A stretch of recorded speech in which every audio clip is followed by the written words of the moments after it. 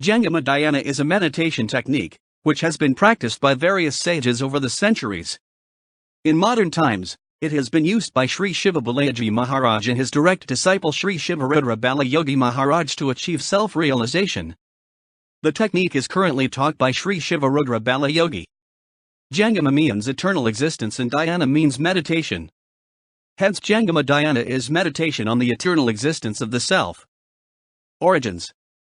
Jangama dhyana is an ancient meditation technique which involves concentrating the mind and sight between the eyebrows. According to Patanjali, this is one method of achieving the initial concentration Dhyana Yoga Sutras, 3.1 necessary for the mind to go introverted in meditation Dhyana Yoga Sutras, 3.2. In the deeper practice of the Jangama dhyana technique, the mind concentrated between the eyebrows begins to automatically lose all location and focus on the watching itself. Eventually, the meditator experiences only the consciousness of existence and achieves self-realization. Swami Vivekananda describes the process in the following way. When the mind has been trained to remain fixed on a certain internal or external location, there comes to it the power of flowing in an unbroken current, as it were, towards that point. This state is called dhyana. When one has so intensified the power of dhyana as to be able to reject the external part of perception and remain meditating only on the internal part, the meaning, that state is called samadhi. The point between the eyebrows is referred to as the bhrikkudi and symbolically as the ajna chakra, which means commanding circle. When the mind becomes totally concentrated at this point, one becomes the commander of one's mind. Until then, the meditator will not have achieved self-mastery. The Bhagavad Gita describes the process and benefits of the meditation technique as follows. Shutting off sense from what is outward. Fixing the gaze at the root of the eyebrows. Checking the breath stream. In and outgoing. Within the nostrils. Holding the senses.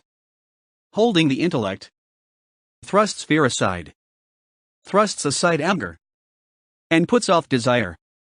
Truly that man is made free forever. In modern times, the 19th century yogi, Sri Ramakrishna Paramahansa, practiced meditating between the eyebrows in order to achieve nirvikalpa samadhi, bringing the mind to a complete standstill, beyond imagination. Though he was able to withdraw his mind from all external sensations and objects, he initially could not go beyond the vision of Goddess Kali, which his mind had become totally concentrated upon during his long period of devotional tapas.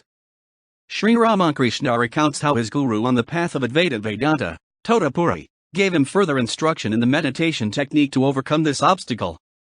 He cast his eyes around. Finding a piece of glass, he took it up and stuck it between my eyebrows.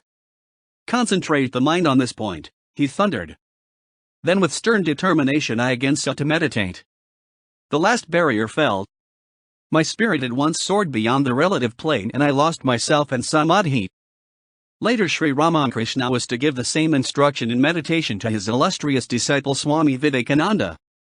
Today, the technique is associated with Sri Shiva Balaji Maharaj and his direct disciple Sri Shivarudra Balayogi Maharaj. Sri Shiva Balaji was initiated into the technique at the age of 14.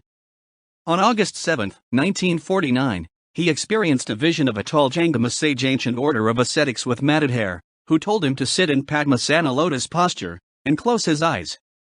The sage then touched the young boy between the eyebrows and instructed, "Watch here." Thus, Sri Shiva Balaji Maharaj sat in tapas, deep, prolonged meditation for 12 years, meditating for 23 hours a day for 8 years and around 12 hours a day for the remaining 4 years. After this period, he initiated tens of thousands of people into the meditation technique he had used to achieve self-realization. In 1994, Sri Shiva Balaji initiated his direct disciple, Sinuk, into tapas using the Jangama dhyana technique.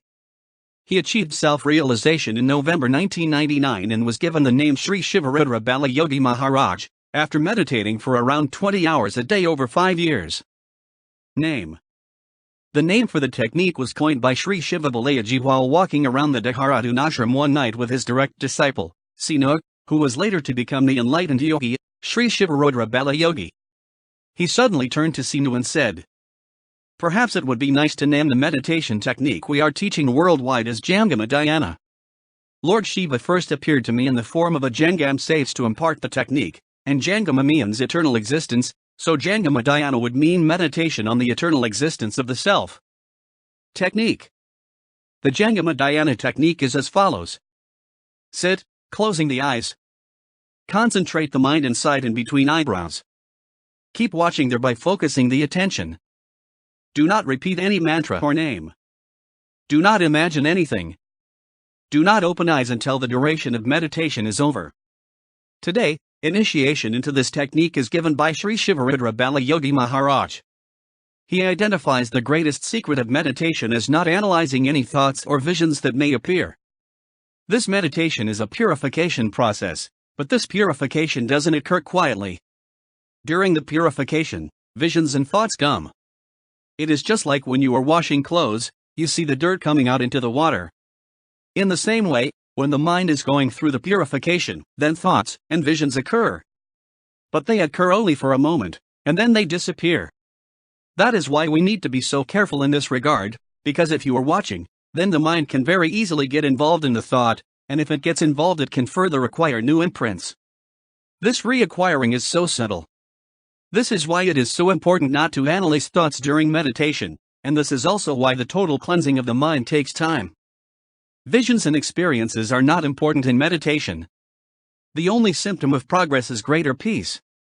After being totally cleansed through meditation, the mind becomes pure consciousness capable of realizing through deeper meditation samadhi its existence beyond imagination as the eternal self.